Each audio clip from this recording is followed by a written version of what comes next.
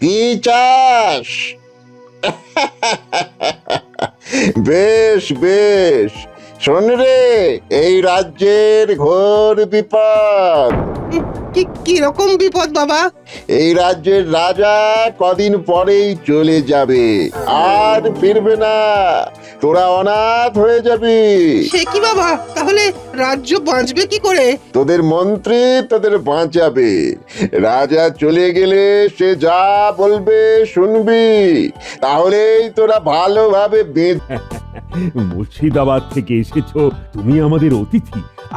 আজ আমাদের আতিথ্য গ্রহণ করো। বলো বলো দূত, কি সংবাদ? মহারাজ, মুর্শিদাবাদ থেকে নবাব জানিয়েছেন যে উনি এখন আসতে পাচ্ছেন না, পরে যখন আসবেন তখন জানিয়ে দেবেন।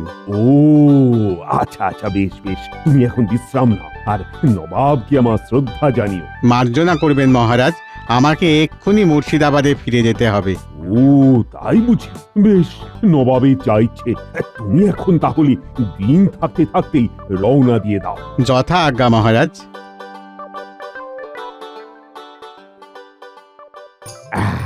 তাহলে নবাব এখন আসছেন না। আচ্ছা মন্ত্রী, তুমি রাজকোষের অবস্থা বলো তো। রাজকোষের অবস্থা এখন বেশ ভালো। তা প্রজারা ঠিক মতো খাজনা দিচ্ছে তো? আগে তা দিচ্ছে মহারাজ, এই বছর ভালো ফসল হয়েছে, কারিগররাও সবাই ভালো আছে, বণিকেরাও ভালোই ব্যবসা করেছে। মহারাজের মনে হয় রাতে ভালো নিদ্রা হয়নি। অবশ্য আমারও হয় না, বড় মশার উপদ্রব মহারাজ। আপনাকেও কি রাতে মশাই বিরক্ত করে মহারাজ? না হে গোপাল, মশারা আমার কাছে আসার ঠিক সাহস পায় না। আসলে মাথা ঘামানোর মতো কাজ না থাকলে ঘুম পায় বটে, যদিও সেটি খুব ভালো লক্ষণ নয় বলেই আমার মনে হয়। তাহলে মহারাজ, আমাদের কর্মসূচি দাঁড়ালো যে কিচ্ছু না, সব যখন ঠিকঠাক চলছে তখন আমি ভাবছি একবার ভ্রমণে যাব পাহাড়ে, সাথে তোমাদের রানীমাও থাকবেন। একদম ঠিক বলেছেন মহারাজ, এটা আমারও মনের কথা। আপনি আপনি কোথাও ঘুরে আসুন। মন্ত্রী মশাইয়ের উৎসাহ যেন একটু বেশি। মনে হয় মহারাজ না থাকলেও খুব খুশি হয়।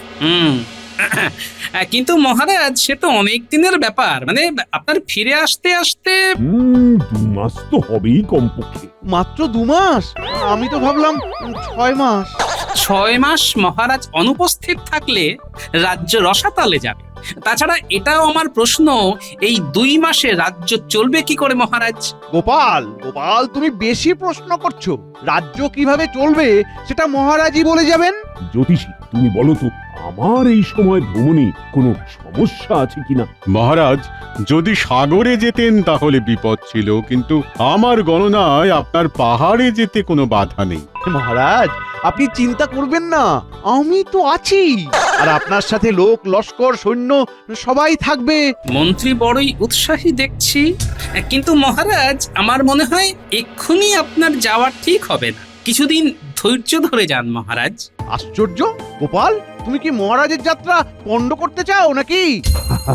আসলে গোপাল তো আমাকে বড়ই ভালোবাসে, তাই চিন্তায় পড়ে যাচ্ছে। কিন্তু তুমি রাজ জ্যোতিষীর কথা শুনলে তো গোপাল, আমার কোনো ভয় নেই। আর এখন রাজ্যে সবকিছু শান্তিপূর্ণ ভাবেই হবে, আর আমার অনুপস্থিতিতে মন্ত্রী তোমাকেই কিন্তু রাজ্য সামলাতে হবে। বিলক্ষণ মহারাজ, বিলক্ষণ। আপনি নিশ্চিন্তে যাত্রা করুন। না মহারাজ, আপনাকে কয়েকটা দিন থাকতেই হবে। হয়তো এমন কিছু ঘটবে যেখানে যেখানে আপনার থাকাটা ভীষণ দরকার মহারাজ। গোপাল গোপাল, তুমি বড় কথায় কথায় মহারাজের যাত্রার বিঘ্ন ঘটাচ্ছ। আচ্ছা আচ্ছা আচ্ছা, তোমার কথাই মেনে নেব গোপাল। আমি আরো 7 দিন অপেক্ষা করছি। এই 7 দিনে যদি এমন কিছু না ঘটে, মানে যেখানে আমার থাকা খুব জরুরি, তাহলে কিন্তু নিশ্চিন্ত ভাবেই আমি পাহাড়ের জন্য যাত্রা শুরু করব। আজ্ঞে মহারাজ। আবার 7 দিন কেন মহারাজ? মন যখন চাইছে তখন কালকেই কোনো ভালো সময় দেখে। না মন্ত্রী না, গোপালের কথাই থাক, আমি বরং 7 দিন আরো দেখি। মন্ত্রী মহারাজ আমার অনুরোধ কখনোই একেবারে ফেলে দেন না।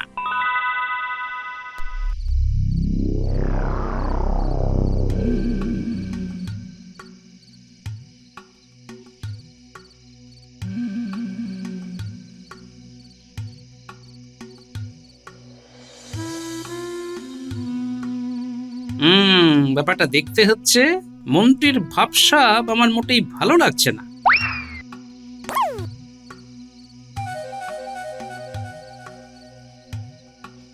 ঠিক ধরেছি, মন্ত্রী এমন ভাবে যাচ্ছে যেন সে চাইছে না যে তাকে কেউ অনুসরণ করবে। কি আশ্চর্য, মন্ত্রী ওই জঙ্গলের দিকে যাচ্ছে কেন? বটা ঘটা, বাইরে আয়, এখানে কেউ নেই এখন, আয়। সাহস দেখো, বলে কিনা কেউ নেই। ওরে, আমি আছি মন্ত্রী, কিন্তু আমাকে তুমি দেখতে পাচ্ছ না। তাহলে তুমি এসেছো দুটো চোরের কাছে? তুই একা? ঘটা কই? ও একটু দূরে গেছে কিছু কাজ নিয়ে, কদিন পরে ফিরবে।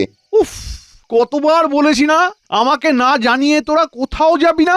কি হয়েছে মন্ত্রী মশাই? হয়েছে অনেক কিছু, অনেক কিছু, আর হবেও অনেক কিছু। ঠিক বুঝলাম না তো মন্ত্রী মশাই। আমি যেটা বলছি মন দিয়ে শোন।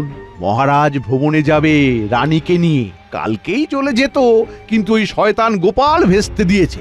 রাজা আর রানী যাবে দিন 7 পরে। আচ্ছা, কিন্তু তুই সবাইকে বলে দিবি এখনই 7 দিনে কোনো চুরি ডাকাতি করে যেন গোলমাল না পাকায়, তাহলে রাজা কিন্তু আর যাবে না, এখানেই থেকে যাবে।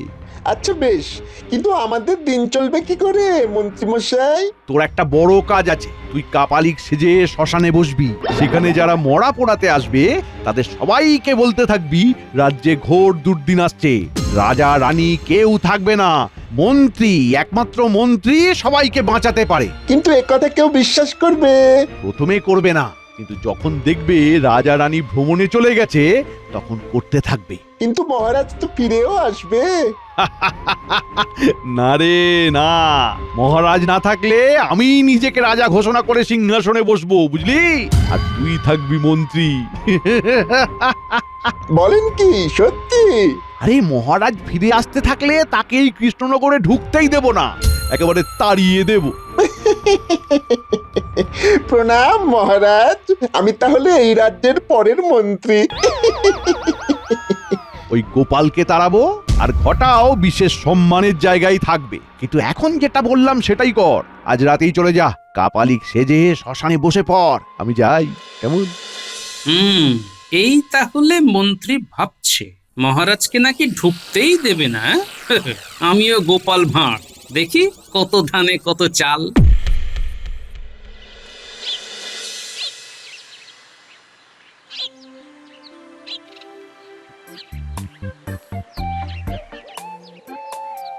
বলো বলো গোপাল। মহারাজ, এই বাগান তো বড়ই মনোরম, আপনি এখানে ঘুরেই তীর্থ ভ্রমণের স্বাদ পেতে পারেন। কি জানো গোপাল, এই বাগানে আমি বহুদিন ধরেই ঘুরছি, আনন্দও পাচ্ছি, কিন্তু এই মুহূর্তে রাজসভাতে বিশেষ কাজ নেই যখন, তখন ভাবি যাই যাই একটু পাহাড়ে ঘুরে আসি। আর পাহাড় তো খুব সুন্দর। আমার তো আবার পাহাড়ে ওঠার কথা ভাবলেই বুক একেবারে ধড়ফড় করে। গোপাল, পাহাড়ে উঠতে গেলে তোমাকে যে আরেকটু রোগা হতে হবে। সর্বনাশ, রোগা হওয়ার উপায় যে আমার জানা নেই মহারাজ। প্রণাম মহারাজ, রানীমা এক্ষুনি আপনাকে অন্দরমহলে ডেকে পাঠিয়েছেন। সে কি, হঠাৎ কি হলো? ঠিক আছে ঠিক আছে, তুমি যাও। এত সকালে রানীমা ডাকছে কেন মহারাজ? চলো তো গোপাল, চলো। কি হয়েছে রানী? সকালবেলায় ঘর পরিষ্কার হয় তুমি জানো। হ্যাঁ তো। আজ পরিষ্কার করতে গিয়ে এটা আবিষ্কার হয়েছে। এটা দেখে মনে হচ্ছে অনেক পুরনো, কিন্তু এতে একটা ছড়া লেখা আছে। ছড়া? সে কি মহারাজ, এ কোনো গুপ্তধনের সংকেত নয় তো? কি বলছো গোপাল? কিন্তু এটাই প্রাসাদের অন্দরমহলে এলো কি করে? হতে পারে মহারাজ, অনেক দিন ধরে আসবাবপত্রের কোনো ভাঁজের মধ্যে আটকে ছিল, আজ মুক্তি পেয়েছে। দেখি দেখি। সাবধানে ধরবেন মহারাজ, অনেক পুরনো তো, ছিঁড়ে যেতে পারে। এই যেন মনে হচ্ছে ধাঁধা। আচ্ছা, রাজসভায় এটি নিয়ে আজ আলোচনা হবে। সভা কবি, শুরু করো। সবকিছুর মাঝে সব আছে, না বেশি দূর না বেশি কাছে। যদি যাও নৈরিতে আছে কাপালিক, শেষ প্রহরে খুঁজে না পেলে সবাইকে দিক। সবই সেখানে ভস্য, যে পাবে খুঁজে সে নমস্য। এ আমার কবিতা নয় মহারাজ। জানি জানি হে সভাকবি, এ তোমার লেখা নয়, এ এক অতি প্রাচীন পুঁথি। হ্যাঁ, সেই রকমই মনে হচ্ছে বটে মহারাজ। এ নিশ্চয়ই কোনো সংকেত। মহারাজ, এখানে কি কোনো গুপ্তধনের কথা বলা হয়েছে? সেরকমই কিছু মনে হচ্ছে। হ্যাঁ মহারাজ, এই গুপ্তধনের সংকেত। ওই যে বলা হয়েছে যে পাবে খুঁজে সে নমস্য। তার মানে কি কোনো মহান কেউ খুঁজে পাবে? তুমি পেতে পারো গোপাল, কারণ তুমি তো নিজেকে মহান মনে করো। কিন্তু এই ছড়ার ব্যাখ্যা করতে হবে তো, তাহলেই তো বোঝা যাবে। এ হচ্ছে গুপ্তধনের গুপ্ত সংকেত। মহারাজ, আমরা সবাই মিলে যদি চেষ্টা করি তাহলে এই ছড়ার ব্যাখ্যা হয়তো খুঁজে বার করা যাবে। কিন্তু মহারাজ, এটি একটি সাংঘাতিক ঘটনা। তা অবশ্য বটে। বিশেষ করে এটি যখন রাজবাড়ির মধ্যে থেকেই পাওয়া গেছে, তখন আমরা ভাবতেই পারি যে গুপ্তধন হয়তো এই রাজবাড়ির মধ্যেই আছে। মহারাজ মহারাজ যদি আপনি অনুমতি দেন তাহলে আমরা রাজবাড়ির চারিদিকটা ঘুরে দেখতে পারি, হয়তো কোনো সুড়ঙ্গ। মন্ত্রী মশাই, আগে তো ছড়ার ব্যাখ্যা করা হোক। তুমি এসব পারবে না গোপাল, আমাকেই যা করার করতে হবে। মন্ত্রী মশাইয়ের মনে হচ্ছে গুপ্তধন খোঁজার ভীষণ তাড়া। কি বলতে চাইছো গোপাল? মহারাজ, গুপ্তধন থাকুক চাই না থাকুক, আমার অনুরোধ, এরকম অবস্থায় আপনি ভ্রমণে যাবেন না মহারাজ। আপনাকে এখানেই থাকতে হবে, আমাদের এটা ভীষণ বড় কাজ। হ্যাঁ হ্যাঁ, আমাকে তো থাকতেই হবে। আর তুমি বলেছিলে না, যদি কোনো বড় ঘটনা ঘটে তাহলে আমাকে থাকতে হবে। হ্যাঁ মহারাজ, এটা সত্যি বড় ঘটনাই বটে। আর তোমরা তোমরা সবাই ভাবো, কাল রাজসভায় এই নিয়ে আলোচনা হবে।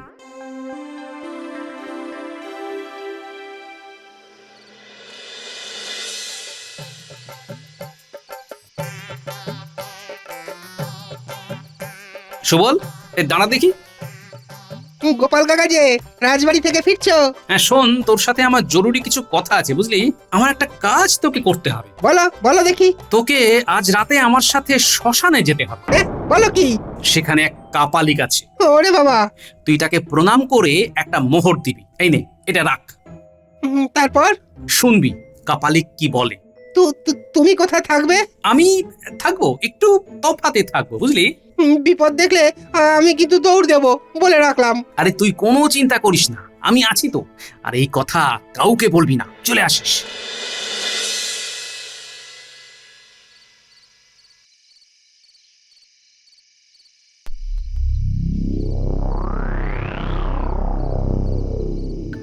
ওরে বাবা, ওকে দেখেই তো ভয় করছে। কোনো ভয় নেই, যা এগিয়ে যা।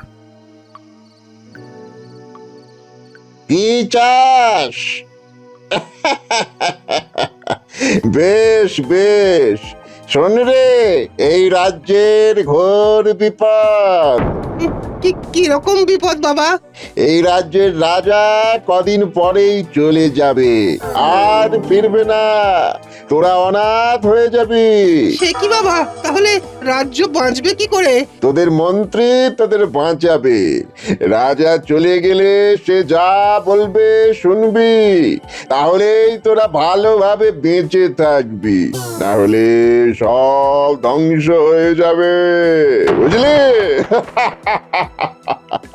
যা, যতজনকে চিনিস সবাইকে কানে কানে বলবি। যা। আচ্ছা বাবা। যা, চলে যা, যা যা যা। আমার যা জানা সব জানা হয়ে গেছে। এখন কাল রাজসভায় যা করার আমি করব।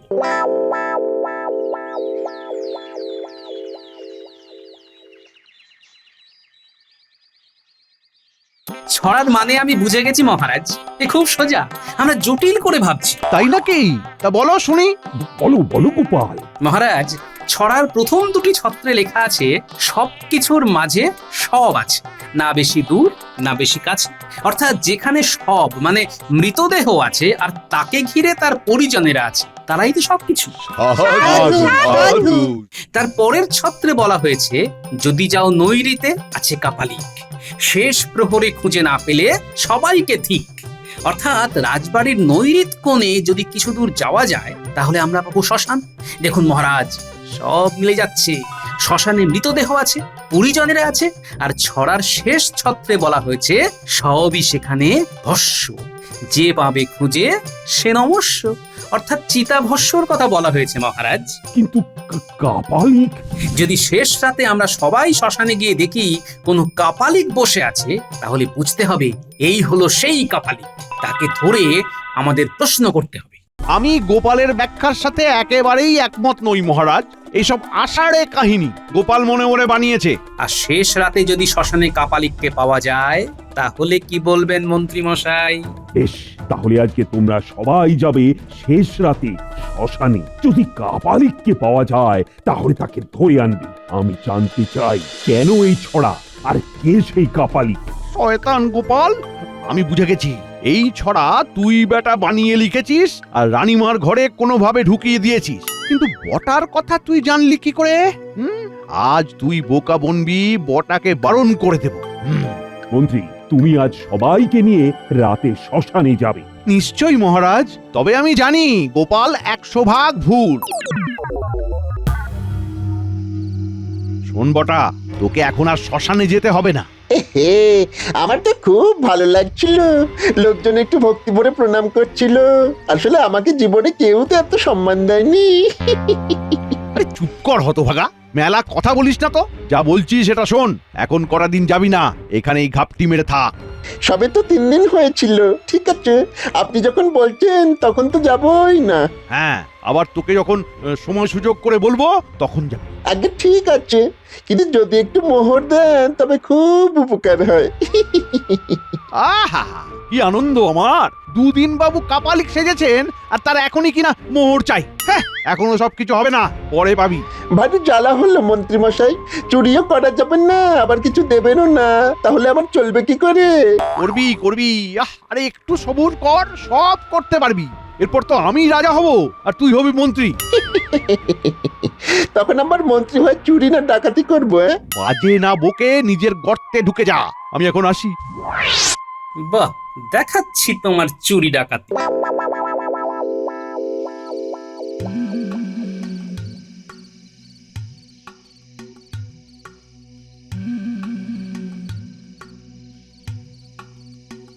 এই শেষ রাতে শুনেছি শ্মশানে প্রেত জাগ্রত হয়। খুব স্বাভাবিক, আমিও জানি। এখন মহারাজ বলেছেন যখন, তখন তো যেতেই হবে।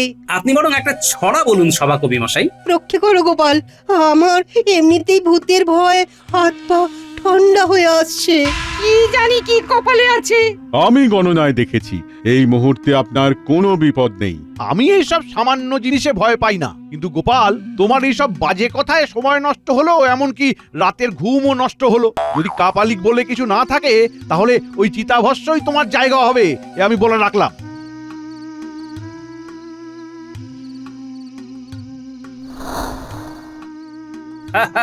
এই তো শ্মশানে এসে গেছি মন্ত্রী। এত বিরক্ত হচ্ছেন কেন?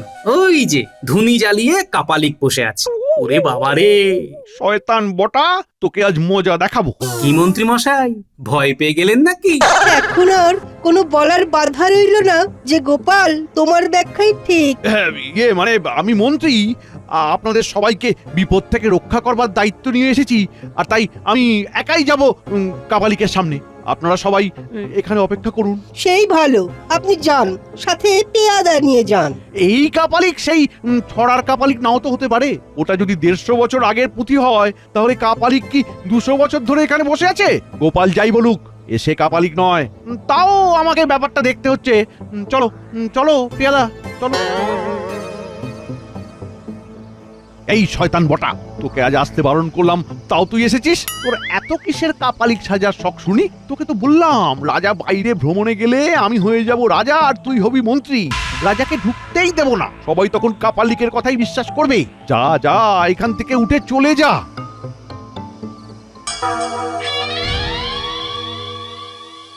এ কি মহারাজ, আপনি আপনি এখানে কি করছেন?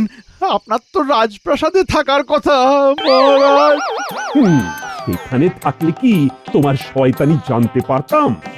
কি কাণ্ড, মহারাজ কাপালিক সেজে এখানে?